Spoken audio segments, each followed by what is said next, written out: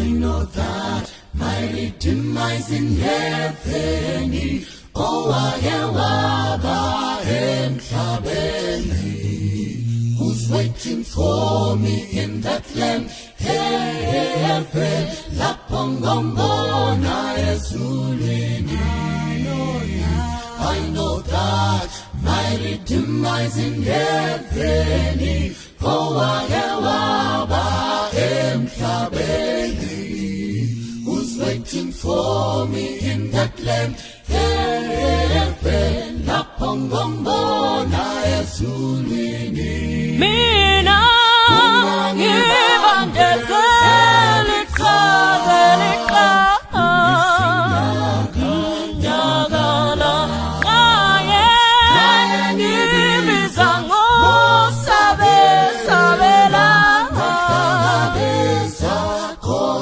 No, don't shut me out. Don't let me stay in sin. When it calls me, I will laugh. Yes, I'll him over. No.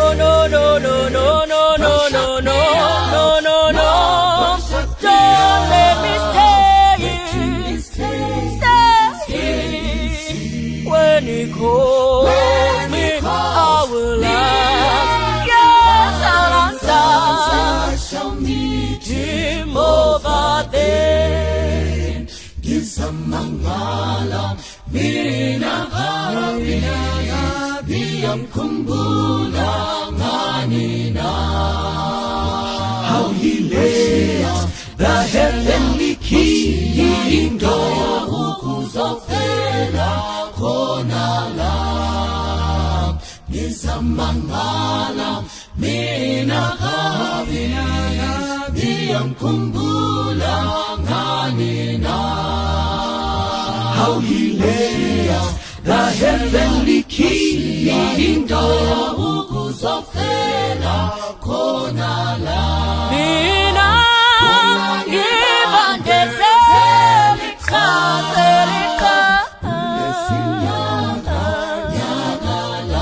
ngaye ngibiza ngosabela.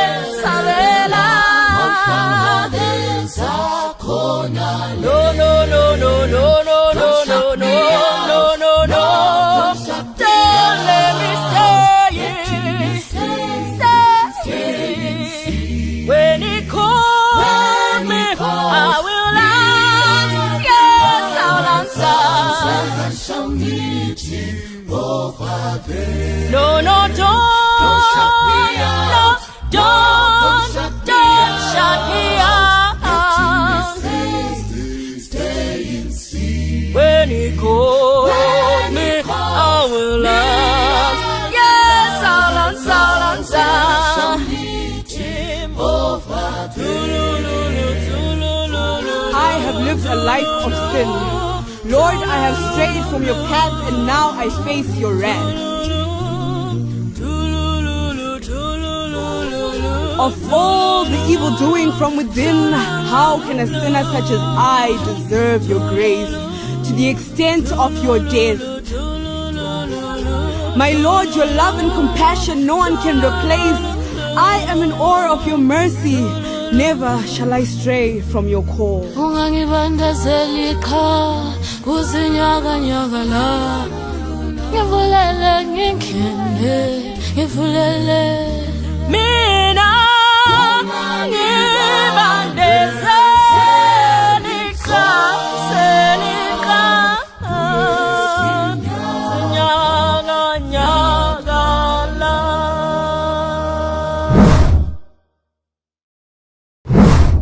Welcome to this week's edition of Everyone Has a Story. My name is Maureen Gwenya Makadiko wadiwa vateri nevatari vechirongwa chedu.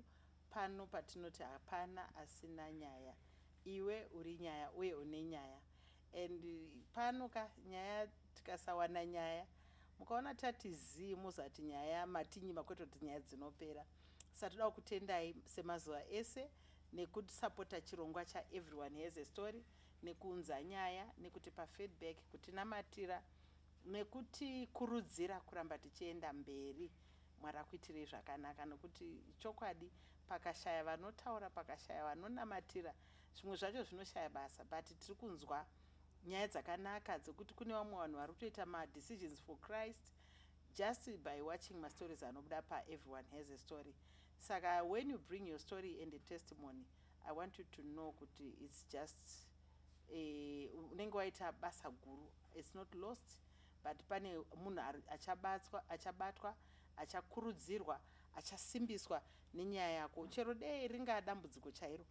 I've heard people oftentimes vachiti hanzi ndaifunga kuti ndine dambudziko handina. Saka it gives people to look at their own challenges and thank God kuti no, my situation is not that bad after all. Saka toda kungokutendai, ini ndinokufarirai munozviziva, kwamuri ikoko ndosati tiri kutoonana. Imi ndimusingazondibati manje muchindimoresa, ndopamuri wrong ipapo. Regai ndikuratidzei muenzi watiinaye nhasi, tiri muchirongwa sub program, if I may call it, blended families. Makatibata muchitaura mafeedback akawanda, muchiratidza kuti chirongwa cheblended chiri kurira mukati medzimba. Kozi ndakazotarisa ndikaona kuti marondedzero aiita maika zako ka anoratidza kuti hakuna munhu asina something chiri blended. Well, we know that a family is a unit with subsystems. Saka mamwe masystems achona masubsystems anenge aine vamwe vanhu vanenge vasiri line rekutanga. Handitika saka let us welcome Maika Zako once again ku Blended Families. Please greet our viewers and listeners and greet whoever you want, and then we can go into our story for the day. Makadiwa vatereri, ndinokwazisai pachirongwa chedu che Blended Families, iri sub ye Everyone Has a Story. Ndiri kutendai nemaresponses amakaunza nevakanikwazisa vakabata vachiunza nyaya dzavo dzakasiyana siyana. Tinongoti mese kwazuvai ende rambai muchingotibata kuti chirongwa ichocho chigoramba chiendera mberi. Thank you, Maika Zako. You know, you said something that stuck with me. Makati Mimi, did you realize kuti Jesu anga achori blended family? And ndo chimwe chachona. Then the other thing was, maienda kuma family life programs, and you would never hear nyaya dzeblended dzichinyatsoadresswa zviri specific, just like dzema married couples kana kuti dzema singles. Saka you've brought in an aspect yemhuri inokosha, inove yanga yakanyarara kana yanga ichitaurwa, but not as prominently as other programs edzimwe mhuri. Handitika regai tipinde munyaya yedu, maybe tisati tapinda munyaya yedu pane vakatipa feedback. Ndofunga mumwe wakakubatai, handiti, because tatavaudza last time kuti ngavakubatei tifome a group. What became of that? Did anyone get hold of you? Kune vakawanda vakatibata, ende nyaya dzenyu tichadziunza panapa. Tingadziite dzese musi umwe chete, tichadziisa dzitsanangura, tigoona kuti tinoita sei kuti tibatsirane. Vamwewo takatofoma group reblended families. Mukatarisa paFacebook yangu Grace Mugadya Kazako, ndakatoisa WhatsApp chat group iroro nderekuti tinge tichitaura, tichikurudzirana, tichisimbisana uye nekunamata. Saka mukapinda mukati megroup iroro tichange tichitoona rane vanhu vakawanda. Tingavaverenge vamwe vacho vari kutobata. Ndakatoshamisika kuti kune vatori blended vari kubvawo kunyika dzekunze. Ndaifunga kuti pamwe tichangobata vemuno muAfrica chete, but zvikutoratidza kuti vanhu vari kufara, vari kuti dai sangano raingoisa zvirongwa izvi zvikuratidza kuti worldwide vanhu vari kutochema kuti worldwide sangano ranga singabati chirongwa ichi cheblended. Saka vari excited nekutenda mandara nekunza chirongwa cheblended. Thank you so much for that feedback. Inongo, that's the wind beneath our wings. Ragona bachichaid ma programs iwaya. Regerai takakuimbisai kuti very soon tichatsvaka a way of having a phone in program, because ndanzwa vamwe vachiti hanzi isusu nyaya tinadzo but tikauya hadzizobudi zvakanaka because dzine vamwe vanhu vapenyu. And ndofunga ndo zvitongori maAfrican families anoramba aine vamwe vakasara vanoziva nyaya, ndo zvitori upenyu. Regai pane nyaya yakauya kwatiri iyi yamakanditumira because your phone haisi moda kuiverenga averengai zvenyu kuitira kuti tizoitsanangura. Alright, regai iri kuti dear Micah Zako, to begin with, I would like to thank God for sending you with such a powerful ministry. ED blended family can be a disaster, and it affects even nyika yose because we will be dealing with wounded vessels. Tsoro yacho inofira pekutanga chokwadi. I picked when you were explaining communication and commitment. I will share my experience as a child from a blended family. Daddy married his wife and had one child, and wife akaramba Daddy. Daddy married my mom when he stayed with he stayed with probably for a few years. Daddy then reconciled with his wife. Nekutochata zvese. Then they had more children to make them more. Newe kutanga uya. But pavana vacho ini ndaitove middle child.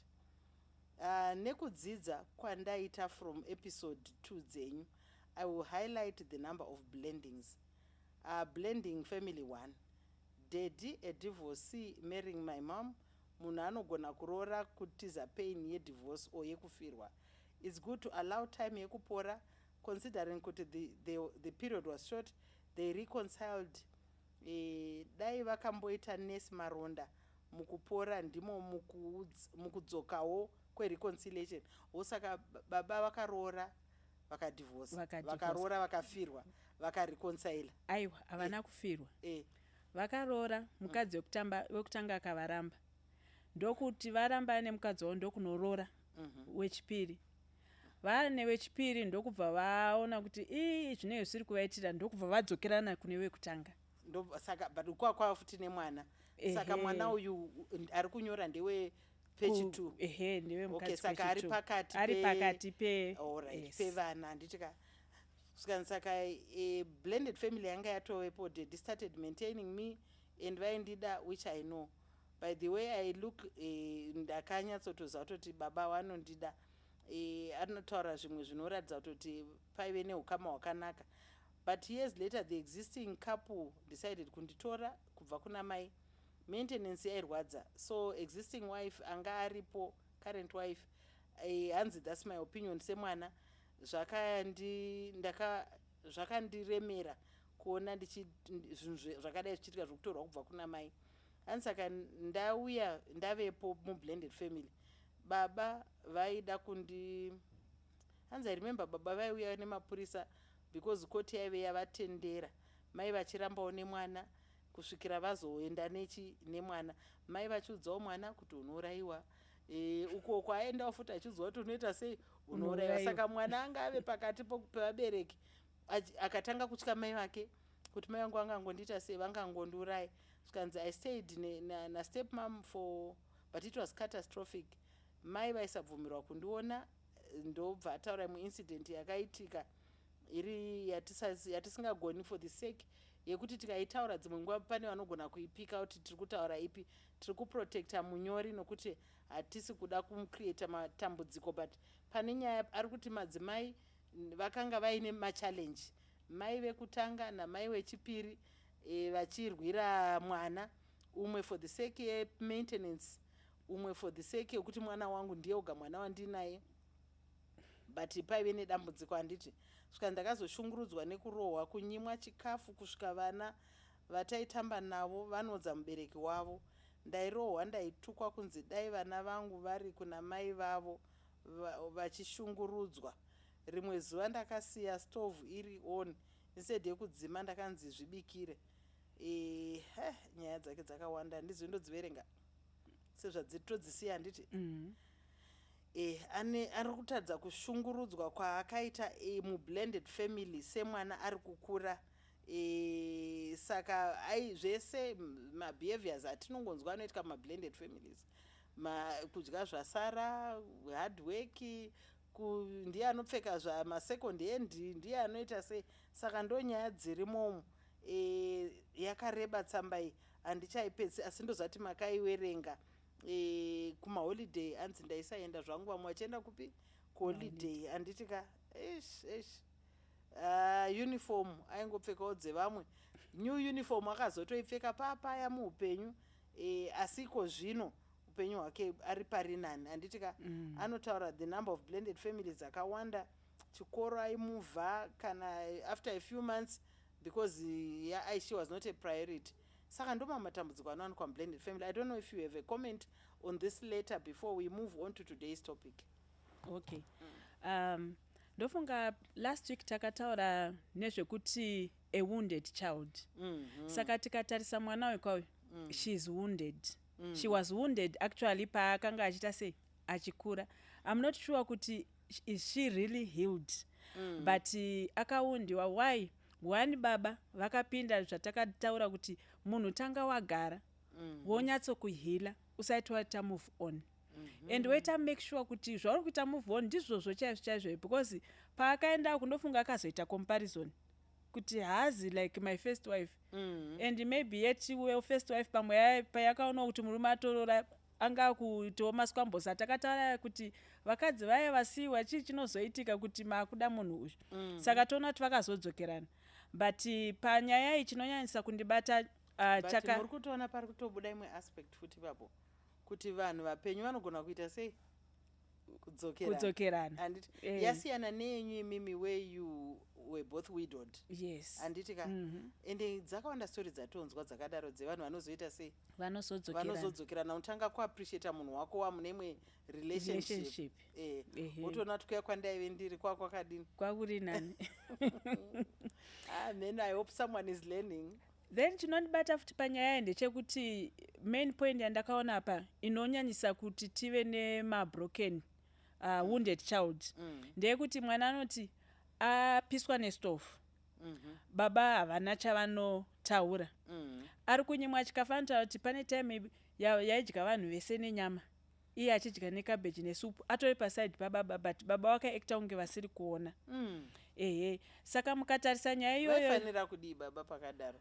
Ndoda kutaura ndo vakanga vari advocate yemwana but ndinoda kutaura mbichana panyaya iyoyo zvinoitika kazhinji mumablended families. Vana datoti mutoteerera ipapa dzimwe nguva semubereki muridzi wemwana uripo unenge uchitoziva kuti umwe wangu uyu haadi mwana wangu. Saka when you speak up pamberi pemwana uri kutotya kuti you will endanger mwana. Hausi kuziva kuti achaitirwa zvii zvinodarika zvaari kutosangana nazvo. Saka iwe unenge uchifila kuti zviri nani but at the same time hauna kutsanangurira mwana.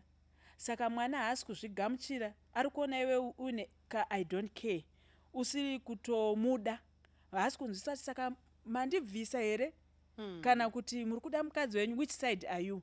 And yet iwewe maybe in your back of your heart uri kuda mwana wako but uri kutotya kuti if I do any other action anogona kutozopesa atotadza kana kudya muriwo akadya sadza nesauti. So wochinyarara manje but mwana zvichita sei zvichimurwadza. Yes. But I still want to challenge this as well. Kuti as a parent ukaona zvakadaro I think you need to stand even mwana asipo wonotaura neumwe wako kuti no that character and behavior anditoide because iwe ukasamirira mwana wako achamirirwa nani. Because munhu wega mwana uyu paanga akagara nababa wake nastep mom waanga akagarira ndibaba vake anga asina kugarira step mom. She was there because yababa. Yes. Saka even though aizoda kutry kuda amai zvaifanira kuadvocatwa nababa but baba vakava silent on this issue. Saka vana vanosuffer food because of the silence yemaparents the parent ari padhuze nemwana. Yes. Paifanira kuitwa sei what was the ideal okay maitaura handiti kuti baba vaifanira kuadvocata for mwana and at the same time vachinegotiata nepartner yavo. Yes. Then imwe nyaya ndinotobata panyaya ndeyekuti dzimwe hama hadzina zvadzakaita in this issue. In fact ndingatotangira pana mai because mukadzi akazviziva kuti baba kwavaenda uko vane mwana ende vaine mwana because zviri kunzi amai ndo vakaita sei vakaramba baba. Saka varamba baba it was her fault kuti ndiye akasiya murume whether vanga vaita maswambos kana chii but haaccepte nekuita forgive murume. Saka haana kutoregerera even though vazodzokerana. Sati kutaura kuti vapenyu vaya varipo kana mazodzokerana unofana kuregerera and usaise mwana in your yes battle ndeyenyu hainei nevana saka tunaona kuti vazhinji mukati memabattles avo mukati memablended families saka ini they become the fighting ground. Yes, saka ini ndikanetsana nemurume wangu kana tisingataudzani handichataurawo nemwana wake and which is not right. Mwana haapo atadza kutaudzana ndimi vairi saka beto inofana kungosarira kuvanhu vakuru sezvamunongoita kana iwe ari mwana ari wako mukatonetsana mupauma handiti munotobuda makutotani vana muchiseka modi so why would you change kana mwana westep family kuti nekuti hazi wangu wakuda kumupa punishment yani yababa vake. Yes. Yeah, thank you so much. We did not read all the contents of that letter. Ndofunga murunza Mike zako achicomment zvimwe zvacho zviri a bit sensitive. We left it out deliberately nekuti taona kuti zvinobva zvatozokwanisa kunongedza pamunhu chaiye, like I disclaimed earlier on kuti we are not here to cause ongoing battles, but we are praying, like you said, maybe this child is not healed. Anima childhood traumas anoda kuhiliwa. Pane some process inofana kuitwa ye-forgiveness, ye-reconciliation, even kana maparents aya achiri mapenyu ende munhu akura haachadi advocate yababa ngaazviadvocatire iye. I think it's proper to just go and say, I think I need to get this out of my chest for self-healing, because I think it's important. So my dear sister, or yes, my dear sister, I just want to encourage you to seek counseling, because my childhood traumas can, people who are wounded or who are bleeding, they bleed on the wrong people. So you might also find, zvintongoita history, zvirepeat handitika, and vanhu vakakuvara kare vanokuwadzawo vamwe handitika, they bleed on people who did not hurt them. Saka I think it's very important kuti anotsvake counseling handitika. Yes. Atsvake healing. Tati isusu imwe suggestion yataisa ndeyekuti kana vabereki vachiri vapenyu, it's an opportunity for you to address that. Unogona kufila relief just having to bring it out without really trying to, I don't know how you can do it, but if you get ukana help from a counselor, anokubatsira how to unburden zviri successful, zvisina kusiya wakuvadza vamwe.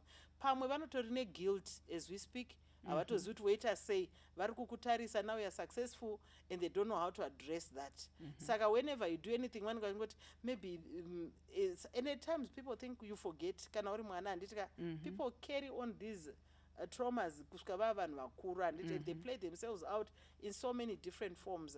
I don't know what else you can advise. Inini imwe advice yandinomupa ndeyekuti dai zvaibvira to communicate, because dzimwe dzenguva havatozvizivi. Saka vanofana kuvaudza kuti baba, pakati nepakati ndiri mudiki, makandirwadzisa. I thought you would stand for me. Whether vachaaccepta kana chii, but vanenge vakuziva chokwadi. Then maybe kutokumbira rirege kuna ivo mai kuti handizive kuti pane pandakutadzira here ndiri mudiki. But I want us to keep a relationship yekuti muve mai vangu, because anotaura pamwe pekuti baba vake nevana havatoonani, not kuti anoda, asi kuti relationship yakaita sei baba vake iye nevana vake havatoonani, not kuti pane chakaipa, asi kuti relationship yakatokatwa kubvira ari mudiki ipapo nenyaya yemanhingirikeni. Saka to mend that relationship anofana kuti avanyorere achivatsanangurira nekutokumbira uregerero kuti kana pane pandakakukanganisira ndiri mudiki. Ndiyandi Hebrews chapter 12, to seek peace with all men, without which no one will see holiness. Saka for the sake, yes, salvation and your own peace, you need to address this. You need to find a way or create a platform to address this. And also, sure, even ivo baba vasingagoni kutaudzana nevazukuru, what is it doing to him? And the fact yokuti he took you and he loved you, like you said, it means he still loves what anoda vana wako.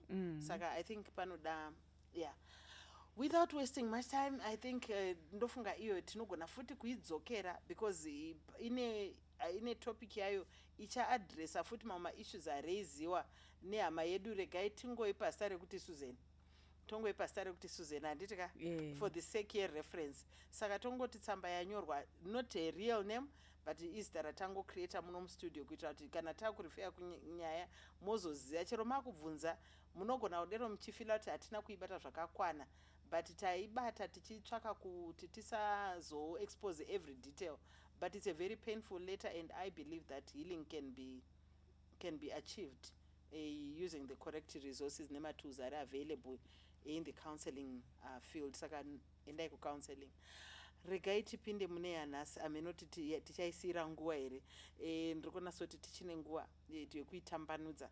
Amenoti nhasi mamauya neipi? nhasi tatichiti timbokurukura nezvimwe zvezvinhu zvinokanganisa vanhu vari kupinda mublended family inonzi emotional baggage. Emotional baggage, what do you mean by emotional baggage? Kuti munhu akateerera ari kuda kunzwa kuti chii chiri kunzirehwa kana mati emotional baggage. Kana ndiri kuti emotional baggage ndikutaura nezvemunhu akanga ari mumarriage aine kunetswa nekunetsekana kwaaita mukati meprevious marriage ndokubva asiwa whether akafa kana kuti akatongorambwa but zvinhu zvazvina kubvira zvakasolvhiwa saka zvichiri kumurwadza even though achifunga kuti akahilika sezvatiri kungoona pamwana we akanhingikina but munhu ane baggage yake yakaita sei yaakatakura yebva anopinda nayo mukati memarriage inyowani yaari kupinda iyi. Alright, okay, saka blended ichi emotional baggage saka ameno maybe imuruda kuibvirira papi so that ini ndinobvunza mubvunzo pane so if you are going to address it muri kuda pane vanhu vatori nayo zveshuwa vamwe havatozvizivi saka toda kuti how then can you realize kuti ndine emotional baggage, how can one realize? Alright, saka zvinoitika mu-emotional baggage umwe munhu ane resentment ane anger then ane fear, zvinhu zvitatu zvandichataurei nezvazvo. Saka zvinoitika paanger ndezvekuti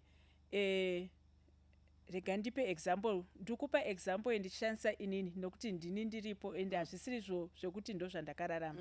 Alright, saka ndikuti ini pandaigara nemurume wangu asati afa akanga ari pamwe munhu ane hasha ari munhu asingadi kutsurwa ari munhu pamwe ari abusive saka because madzimai mazhinji tinochengetedza mukati memoyo tisingazvitaure pamwe dzimwe nguva vaitaura but hapana akasolva saka paunopinda mukati meimwe marriage iya emotional baggage number 1 yekuti yakakukanganisa wane resentment. Saka paupinda mukati meimwe marriage ukangoona munhu warorana naye akusumudza voice wakutotya kana kuti wakutoti zviya zvadzoka saka zvakureva kuti pamaconversation ese amuchaita kana zvamuchaita une resentment hauchava munhu ari free kutaura.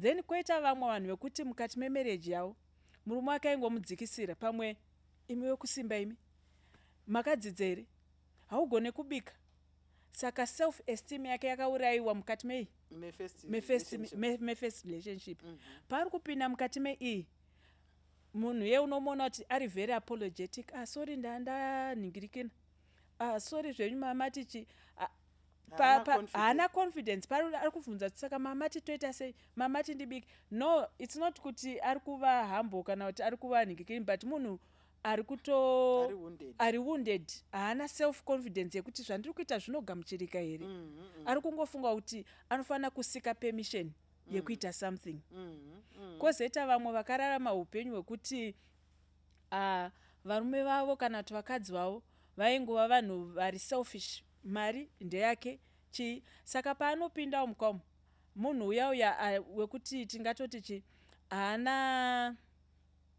haazi sure kuti zvino zvichafamba sei saka akangona kwatengwa radio akutoti saka inini hamundi include panyaya dzenyu dzemaridzi saka inini akangona kwauya vaenzi kana kwauya amweni saka inini mamambondiudzere kuti vari kuya kana kuti hama dzemurume dzaisamubata zvakanaka saka paanouya idzi abva azviudza kuti ini handina ukama nehama dzemurume saka ma-emotional baggage i-treatment yakaona munhu yakanga isingaiti saka tichiti emotional baggage tikuta treatment from previous isina kusolvhiwa yawatakura into the next.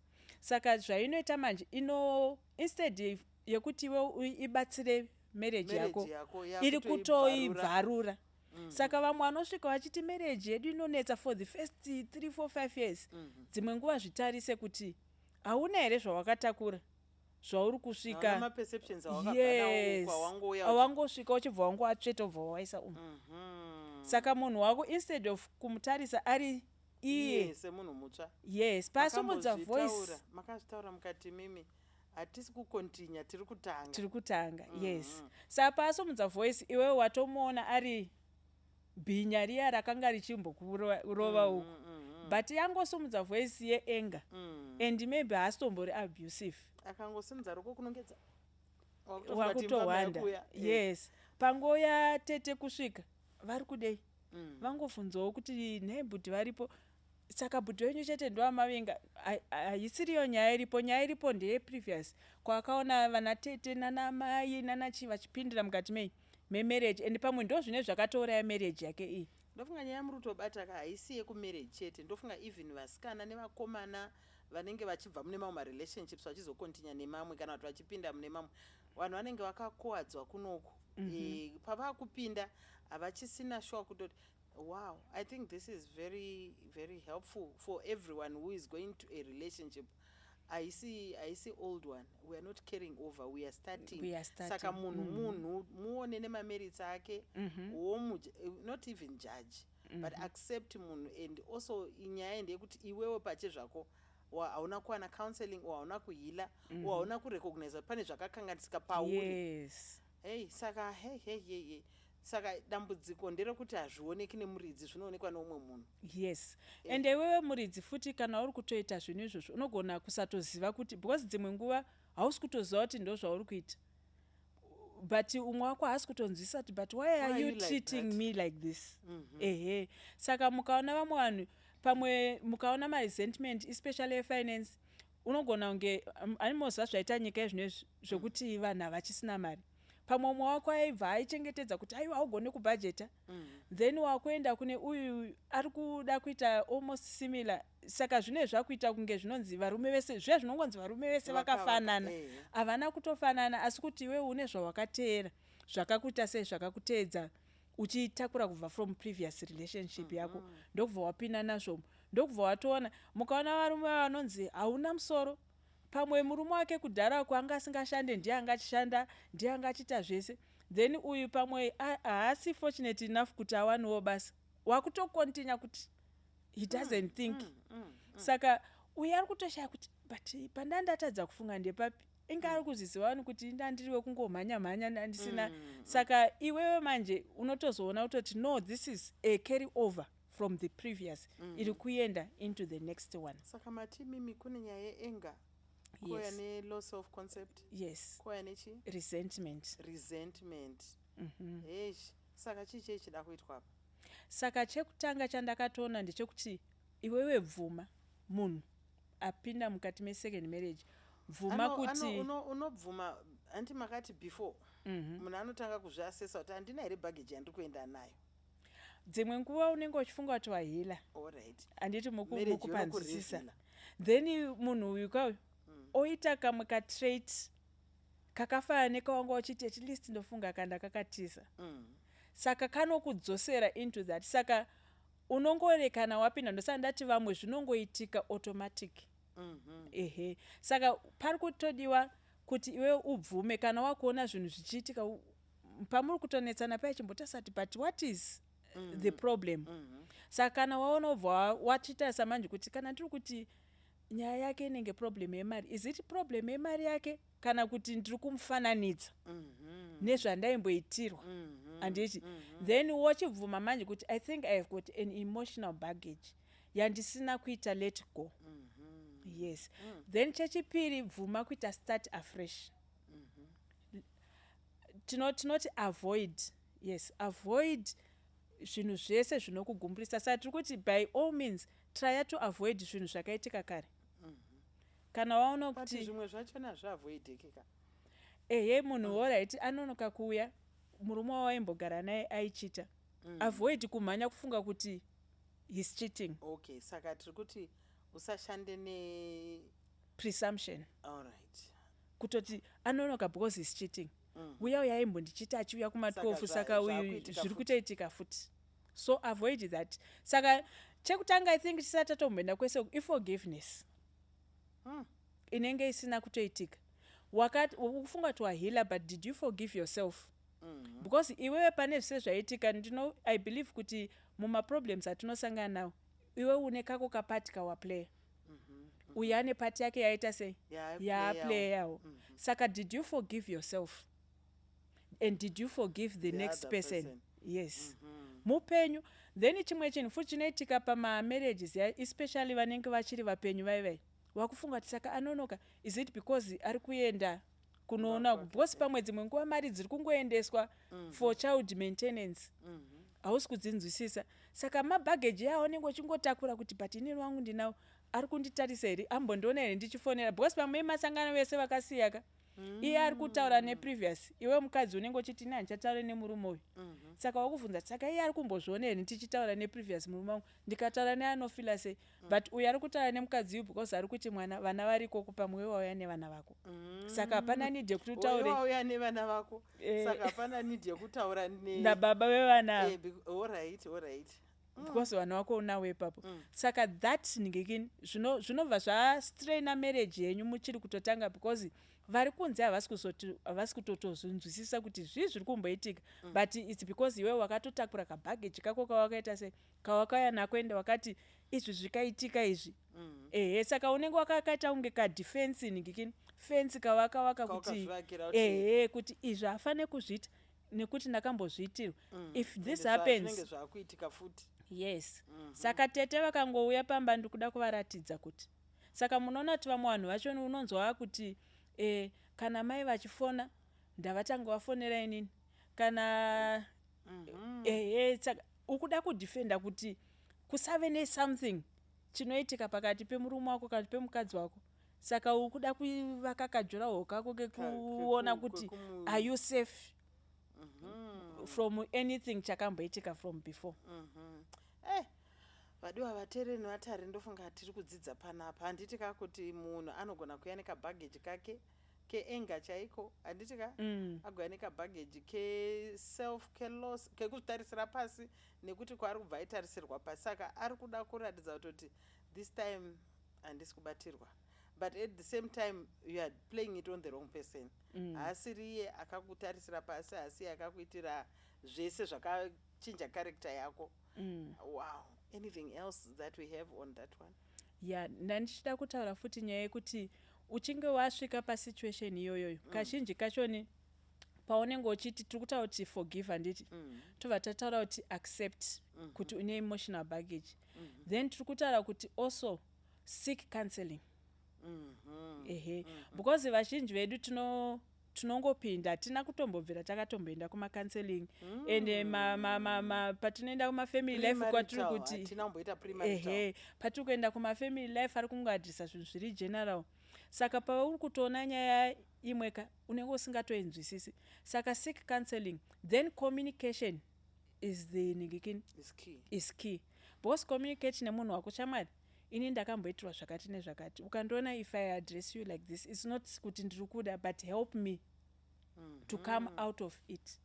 Ndokunge ukawa une capacity to recognize all the negative toxic traits dzaunenge wabva nadzo uko. At times unenge usiri kutozviona kuti you have turned into something ugly, and like you said kuti unozongona wakureacta wamumodi iyoyo, and nguva yekuti help me hapachina because pari kutopisa apa. But pasina nguva iyoyo umwe wako anenge achitokuvhunza. Remember zvauri kutoita zviri kubhodha umwe wako zvokuti maybe mukutoita maarguments about it. Saka mukange muchicommunicata kuti zvinoita sei, ndinozoita sei, ndinongoreka ndaita here, I'm sorry. Saka chimbondibatsira because nyaya iripo ndeyekuti pamunoita maarguments ekuti why are you treating me like this, vanhu vasave defensive. But uaccept kuti oh is it what I am doing. Then wochida kutresa because tiri kuti ma-blended families haafane kuvava, anofana kunakidza. Ndozvandaya kuzotaura kuti haafane kuvava, mofana kufariwa. Saka iwewe pauri because vazhinji vaindinyorera nevaitaura neni vaitaura kuti munovava. Vamwe pane akatotaura I won't say your name but pane akataura achiti yauya at a right time ndandiri kutofunga kuti manthe ndinoe ndoda kupeka tumabhegi twangu ndiendi and ndikati I'm happy kuti ucharamba uchiteerera maybe unogona kuzoita sei kuzobatsirikana usati wabuda saka ndo zvimwe zvezvinhu zvinoita kuti munhu abude because it's either way murume because hatisitara mukadzi chete saka murume auya nebhageji yake mukadzi auya nebhageji tese takakera maheavy nicking loads edu anotoremera marriage saka ndosaka mainzwa pepa ndichiti vana vakamboti bviswei because maloads aya toda kuwasunungura vana vari kuuya neyavo saka munobva mava loaded zvakaita sei zvakanyanyisa saka chekutanga communication and commitment ndinoramba ndichizvinikikena be committed to what you have started ndosaka so Ningikini Solomon akati musaitoti tumanhingikini tudiki tumutswe nguva isati yaita sei yakwana usamutse zvisati kana usati wava committed saka be committed to what you have started saka be prepared to unpack because vazhinji vachona hatisi prepared maingweni ndikatoya kwamuri ndikakuti isisi chakati pamune muchindiudza kuti komenini mamadi kumbotaura handati tichitaura kuti kudi haiti saka hatisi prepared tiri defensive saka ngative vanhu vari prepared to unpack whether uri murume kana kuti uri mukadzi saka hapasi pekusvika uchiti ndini murume panapa unofana kuenda according to me you must unpack because munhu ari kutorawo ari kuda kutokudzidza you noti zvawakaitiswa handiti tinosvika tiri ndakasvika ndiri Grace ndokubva ndaitiswa kunzi mukadzi anofana kuva mai makosa akadai but hazvisiri izvo kanda kunoita mai kasako saka I must unpack the makosa yes and start anew saka load iyoyoyo iri kufana kutosara yandakadzidziswa saka each marriage ine ma-rules of the game ayo anofana kuto adhered to handiti yes and isusu manje tine dambudziko rokuti I remember one man achiti hanzi no I'm teaching my wife because inini I've been there and then I said no this is a brand new relationship you can't say you've been there hakuna muridzi werelationship iyi ndeyenyu mese yes iye ari brand new asina kumboroorwa ini makamboroora but hamusi teacher wemarriage munongori neexperience yenyu iriko isingashandi kunoku I think you have said that over and over again kuti it's a whole new ball game and we need to use rules of engagement dzeipapo yes not kuti tiri funga kuti takambozviza ndo zvimwe chete ndiri kudarama ndichitaura marelationships ese because this advice nediscussion yatinayo munomu ine kwainogona futi kuaplaiwa kwakawanda kwekuti munhu ngaazvitarise in any relationship everyone must take each new relationship on its merits kwete kuti I know ini ndinonyatsoziva ndakazomboda aiwa any experience ngatidiscard so that we are able to live happily with this new blended family. Yes. Is that it? Yes. All right. And then ndoda kuencourage kuti ngatitange nemababy steps. Kana matopinda mublended family chimwe chinoita ti baggage iuye tiri kutocompare kuti inini pandakanga ndiri life yangu ndisati ndafirwa I was this high.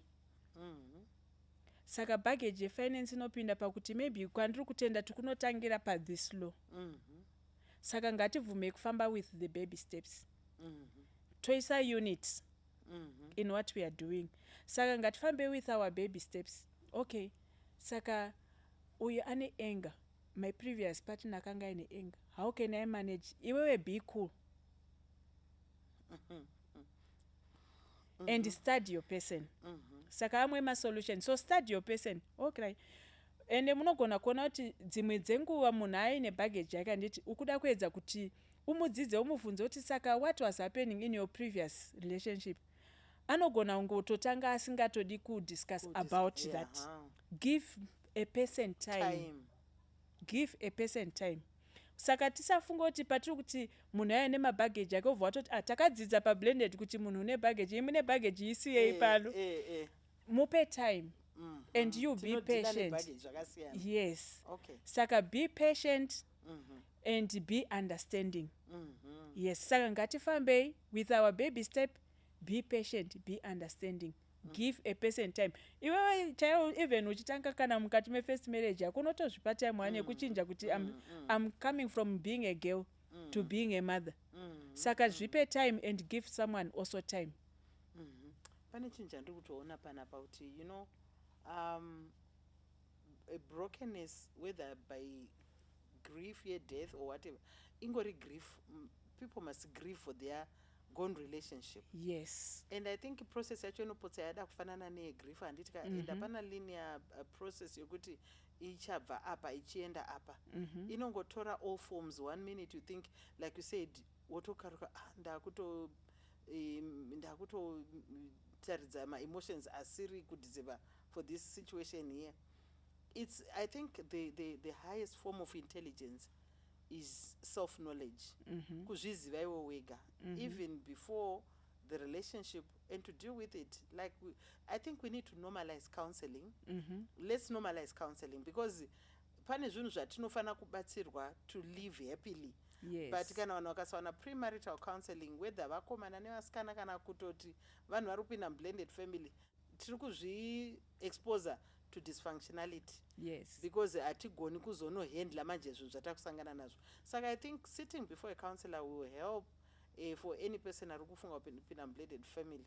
Because vamwe vanokufunga kuti anondida saka zvichanoita hazvitongoiti munoda kubatsirwa. Yes. Handitika alright. Then visa pfungwa yekuti nekuentertaina vanhu vanoti ndozvavanoita vanhu vemublended family. Alright. Yes. Saka ukapinda une So pfungwa iyo zvavanoita ukapinda une pfungwa iyoyoyoka saka whatever is happening utori padefense kuti I knew this yes it will not work. Saka ukatongotanga chinhu even kana munhu ari kuverenga chaya akaverenga chiti handozva ndichafoera hapana chinopinda but ukapinda uchiziva kuti it will work asisiso zvazviri but because ina would think kuti dai mwari aitoziva kuti hazvishande aiadvisa kuti shirikadzi diki ngadzirohwe. Alright. Because that is a command yakatobva mukati mebhaibheri but aitoziva kuti zvinoshanda ndosaka kapa that advice kuti itai sei rohwai. That's why tine maexample ekunzi munhu aiti kana afirwa obva anzi munin'ina wacho ngaatori aiziva kuti zvinoita sei zvinoshanda. Yes. Saka zvinotoshanda. It's only you and your mentality inoda kuchinjwa kuti uzive kuti zvinhu zvinoita sei zvinoshanda. Yes, you need to work on yourself. Indofunga kuti munhu ukazvishanda iwewe and change yourself instead of wanting to change someone. Change yourself first because change your attitude. Yes, the moment you become a good person the next one will become good to you. Alright. Oh, yes. That's powerful. Work on yourself. I guess I believe that we are all work in progress. Whichever way we are work in progress and kana munhu ari kupinda aine pfungwa iri positive even zvisingashande anogona kubatsiridza kuti zvidini zvishande kuti but it will work because ukatongotanga kutoti it will not work which means pfungwa dzako dziritori toxic to whatever is happening. Yes. Saka chinhu chidiki you use that as an excuse to exit. Kuna vanhu vanopinda I think chero munga muchivakapfeka mabhegi kuti zvikarega kushanda ndodzoka plan B vane plan B. Saka plan B ndio inoramba yoshanda manje haichashandi. Saka mataura imimi you are a testimony yekuti blended families can be happy. Yes. Saka you are here to advocate for them and to encourage those who might want to consider to say okay before you jump in look at yourself, get counseling, get help. Tarisa baggage yako baggage unogona kupinda nayo but ziva how to deal with your baggage because unotopinda nayo anditika saka there is no way you can enter without your baggage. Yes. But learn how to manage your baggage. Yes. And allow the other person ndikuita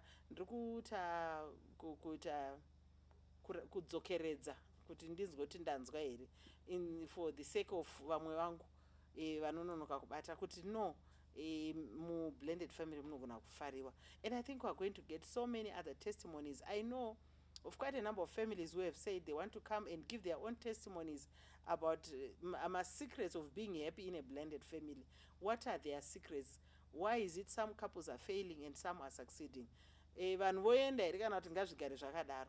What is it that you want to? Ndofunga nenguva yedu kwayakusvika munogona kutipa pane zvimwe zvichakawanda zvamamuda kutiudza pabaggage apa? aiwa its fine nekuda kwenguva yedu asi kana muine zvamunofungidzira kuti dai mabata apa pabaggage apa munongotiudza we can still come back to the topic. Handiti toda kutenda. And I think what's your background? Is it are we having this conversation from experience, or you are a trained counselor? What's your background? Okay, iye zvino zvinhu tiri kuita training. Mutori kuchikoro kuita handiri kunzwa nelanguage yacho mani kuti pane zviri kutoitika handitika. Saka we are also inviting ma-counselors vamwe vanotaura nezvemarriage, vamwe vanoda kuya kucontributa pablended family. You are all welcome. Munongondibata kana kubata maika zako kuti okay, pamune muchitaura zvokuti dai maconsider zvekuti kana kuti maincluda zvekuti, because why we are here, it's not just a show. We are not just doing a talk show. It's a therapeutic process, and we've discovered so many people giving feedback. They are in all sorts of blended families, like you said. Maybe just to recap, she said my blended families are my levels akawanda. Maybe you can just recap. Ndisa mama. Kuna vakafirwa vese vororana. Akafirwa orora asina kumbobvira akarorwa. Kune vanga vasina kumbobvira vakarorwa but vakaitiswa vana ozororwa. Kune vana vakafirwa ndokubva vanoiswa kuvabereki. Vana mainini vanozonzisara pavana vai vabereki vese vafa. Then kune vakarorwa mukati nemurume umwe chete ari madzimai akawanda. Pamwe akangori kana wangororwa pamwe chete ka1 ndobva wasvika kana kuti vari kune amwe masangano anobvumidza kuti vaite chi vakadzi wakawanda ndokubva vana ivo vakura nevakadzi vavo. Saka how can they blend together to live in harmony? Musikana webasa, vana mainini vauya kuzogara, vana sisi vauya kuzogara, vana tete vese vavo vari kusvika vachiblenda into that culture yefamily yavanga vasiri kugara mairi. Saka vanogona kukanganisa magariro, vanotokanganisa zvakatokurisa kana vakasabvuma, vakasanzwisisa kuti tiri kufanira kubatsira this relationship. Yes. And makataura mupfungwa yamakati mimi vana ndo vatiri kuita advocate for, because vana ndo vatiri kuona vakuvara kunyanya. Yes. Vana vari blended families like this lady writes, now at that late stage in life she's still wounded and she's chronicling vividly what she went through. And we are saying kuti mascars ekukwara blended family mamwe wachona will last a lifetime. And Mwari pavanotipa that responsibility vari kuti trusta kuti vanhu varimo vave safe, because God is seeking a godly offspring. Yes. And I know that if you are not happy at home, you are not happy anyway. So we want the families to be happy all the time, not sometimes. Saka we need to have big eyes, big ears. Nekungoona kuti environment makafariwa here and everyone achizvitarisawo. So nhasi patari kutaura about my baggage inogona to play itself out on other members of the blended family. Yes. Not just the two parties, but everyone else anenge ari musystem iyoyo inotosvika kuhama. Munhu kutoti hadi hama pano nekuti dzakambomubata rafu. Yes. Eish, pakaipa handiti kamuri kuona. Saka pane vamwe vanenge vakatomboramba mukadzi asati auya, azouya manje kuti vachizosvika vachanyimwa sadza neti. Hamene zvoitwa sei kuvedu. Mwari ngatibatsire. Munamato wangu kuti this program will make people introspect.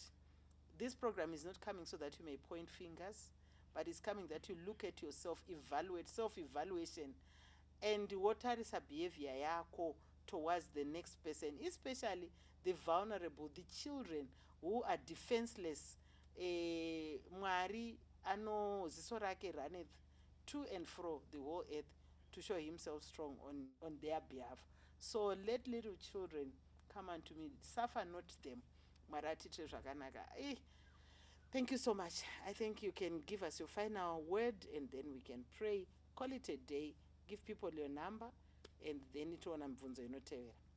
Tinotenda vadiwa vateereri sezvo manzwa kuti tiri kunyanya kuadvocata both for vari married nevana. Next topic yedu iri kuuya ichitaura nezvevana. Yes. Saka watch the space. Toda kutaura nezvevana. And I hope muchatinyorera tsamba vana vamwe vane matestimony akanaka hatitoda kungoramba totaura zvinhu zviri down down down. Toda kumbonzwawo kuti hakuna here vana vari mumablended families vane matestimony akanaka, vane mastori akanaka. Vamwe vanogona kuzouyawo kudza kuti I didn't even know that this person was not my father or my mother or my grandmother or my wife. Tiri kudawo dzakadaro so that we balance this program. Haisipo chete kungonongedzera zvakaipa, kune zvakanaka zvatinoda kuunza pano so that vamwe vari kuda kuenda vaende vaine confidence. Thank you very much. Saka kune nyaya yevana, Mwari ngaakuitire zvakanaka maika zako. Inini I continue to think kuti you are the best person to pray for those who are in blended families. With your understanding and the journey that you've taken, I'm sure you are the best person to pray for us. Please pray and remember those vari muma blended families. Our kind and heavenly Father, what above, we thank you, Lord, because you are a father to the fatherless. It was your duty and it is still your duty to keep those who do not have parents. So let those who have taken that responsibility to take it with a knowledge, knowing that it was your duty, it was you who was supposed to do it, with fear and trembling, knowing that if they do anything, you are there to avenge for those children and for those families.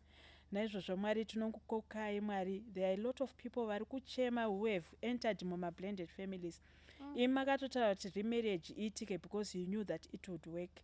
But the devil is there to work very hard to destroy anything chamakati chakanaka Mwari. Saka we are praying, Heavenly Father, kuti wanikwai muchipinda mukati memoyo for the husbands and moyo yevakadzi, so that they will be able to reconcile and reconnect and make these families a happy haven, so that they can be example to the community, to the family and to the world. Kuti vanhu vagokudza nekurumbidza zita renyu. Tanoita nekuona zita renyu richidzikisirwa pamusaka pevanhu vanoita kuti mamarriage aite unge asingashande iwo achishanda. Naizvozvo Mwari tinokukokai mukati menguva dzino mukati memasikati anei kuti pindirai and heal the wounded hearts muvana, muvabereki, mune zvese, and even muma relatives aripo ari wounded because of marriages akapindwa nehama dzavo. We just pray kuti mubatsire vanhu vese, kuti mukwanise kuita kuti vanhu vese vabatane vave a unit uye vagodzokedzana mune zvakanaka. Muzita renyu tonamata nekusingaperi. Amen. Amen. Thank you. Number yangu inini is 07899222179. 07899222179. Ndini wenyu maingwenya. Maika zako yenyu inotichi. Mukatanga maisa +27. Inobva yati 672760594. Thank you very much. Maika zako WhatsApp. She's still here in Zimbabwe and we hope please get hold of her quickly before she goes back. Toda kunyatsonzwa kuti tiri kuende pine blended families. God bless you.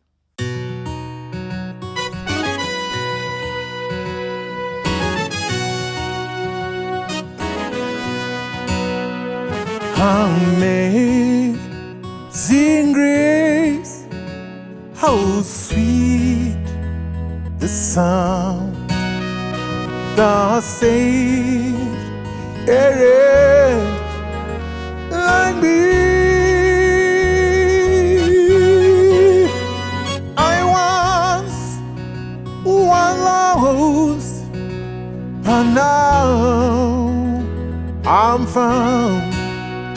Was blind, but now I see.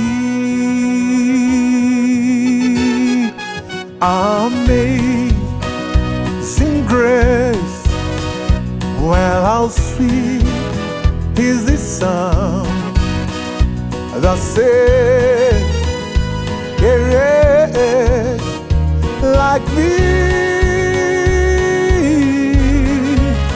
When I once was lost, but now I'm found.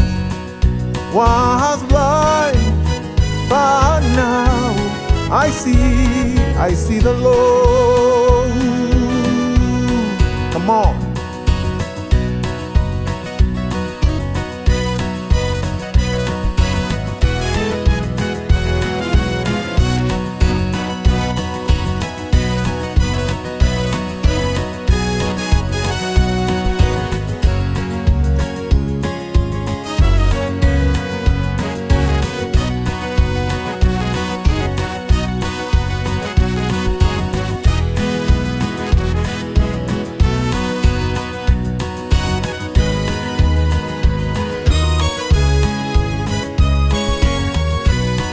see, when it comes to this song, I feel like singing instead. What a mighty God we see. What a mighty God that we see. Heaven and earth adore Him, angels bow before Him. What a mighty God we serve. What a mighty God we serve. What a mighty God we serve. Angels bow before Him and earth adore Him. What a mighty God that we serve. What a mighty God we serve. What a mighty God we serve. Eyes in heaven and earth adore Him. Angels bow before Him. What a mighty God we serve. What a mighty God we serve. What a mighty God we serve. Heaven and earth adore Him. Heaven and earth adore Him. Angels bow before Him. We wanna worship Him too. Now give me joy in my heart. Give me praise Him. Give me joy in my heart. Oh Lord. Now give me joy in my heart. Give Him praises. Give me praises till the end of the day. Give me joy in my heart. Give me praises. Give me joy in my heart. Oh Lord. Give me joy in my heart. Give me praises. Give me praise until the end of the day, that I may shout and say, sing Hosanna, sing Hosanna, sing Hosanna to the King of Kings. Sing Hosanna, sing Hosanna.